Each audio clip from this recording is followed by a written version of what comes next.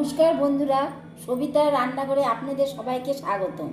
আজকে আমি তালের বড়া বানাবো। তালের বড়া বানাতে লাগবে, প্রথমে তালের গোলা সুন্দর করে গুলিয়ে নিয়েছি, তারপরে নারকেল গুঁড়ো, চিনি, সুজিটা দুধে ভিজে রেখে দিয়েছি, ময়দা আর সামান্য 1 কাপ পরিমাণ মতো দুধ, যাতে তালের বড়াটা তিতা না লাগে।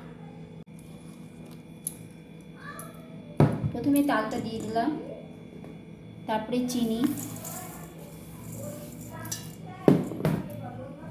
তারপরে সুজি,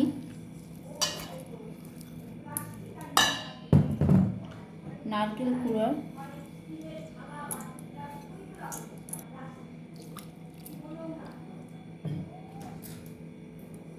ময়দাটা দিয়ে দিলাম।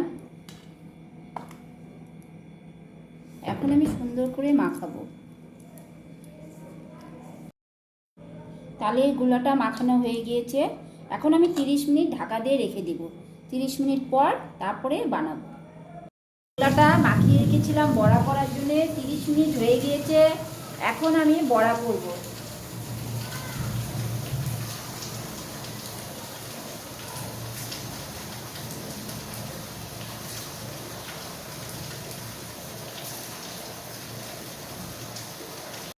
তালের বড়াগুলো হয়ে গিয়েছে, দেখো সুন্দর কালার হয়েছে। এখন আমি উঠিয়ে দিব।